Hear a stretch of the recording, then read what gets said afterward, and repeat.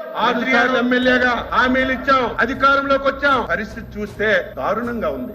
మనం చేయగలం, హామీలు నెరవేర్చగలం. ఇదే మాటలు ఎన్నికలకు ముందు నేను చెప్పా. చంద్రబాబు నాయుడు నమ్మడం అంటే చంద్రముఖిని నిద్ర లేపడమే అని.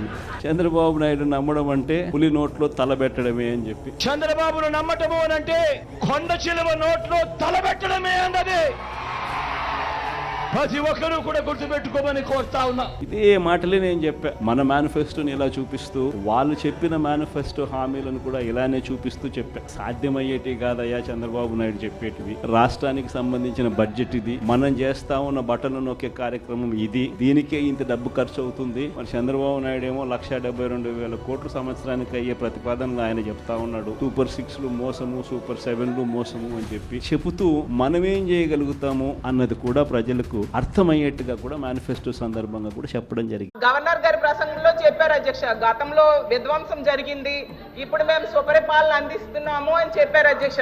అసలు సుపరిపాలన అంటే ఏంటి అంటే సూపర్ 6 పథకాలు ఎగ్గొట్టడం సుపరిపాలన నేను అడుగుతున్నాను అధ్యక్ష. చరిత్రలో ఎప్పుడూ లేనట్టుగా 9 నెలల్లో 1,00,000 కోట్ల పైగా అప్పులు చేయడం సుపరిపాలన నేను అడుగుతున్నాను అధ్యక్ష. రోజుకి 50 మంది మహిళలపై అఘాయిత్యాలు నేరాలు జరగడం సుపరిపాలన నేను అడుగుతున్నాను అధ్యక్ష. అలాగే బెల్ షాప్స్ ద్వారా మద్యం ఏరులై పారడం సుపరిపాలన నేను అడుగుతున్నాను అధ్యక్ష. అలాగే మెగా డిఎస్సి పై తొలి సంతకం పెట్టి 9 నెలలైనా కూడా అది పూర్తి చేయకపోవడం సుపరిపాలన నేను అడుగుతున్నాను అధ్యక్ష. అలాగే ఉద్యోగులకు డిఏ, పిఆర్సి, ఐఆర్ ఇవ్వకపోవడం సుపరిపాలన నేను అడుగుతున్నాను అధ్యక్ష.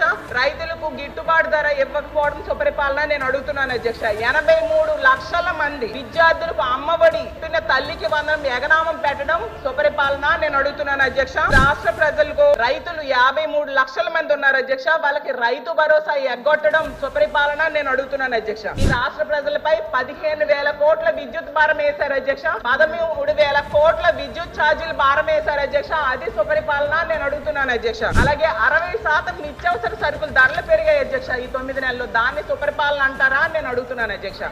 అలాగే మహిళలు సగం మంది ఉన్నాం అధ్యక్ష, మహిళలకు ఇచ్చిన హామీలు ఏ ఒక్కటి కూడా అమలు చేయకపోవడం సుపరిపాలన నేను అడుగుతున్నాను అధ్యక్ష. ప్రత్యేక హోదా సాధించే అవకాశం ఉండి కూడా సాధించకపోవడం సుపరిపాలన నేను అడుగుతున్నాను అధ్యక్ష. కేంద్రం దగ్గర రాజీ పడడం సుపరిపాలన నేను అడుగుతున్నాను అధ్యక్ష. ఇంత దారుణంగా ప్రజలను ఇబ్బందులు పెట్టి మోసం చేస్తూ తమ పరిపాలన సుపరిపాలన అని చెప్పుకోవడం ఎంతవరకు సమంజసమని ఫైనల్ గా నేను అడుగుతున్నాను అధ్యక్ష.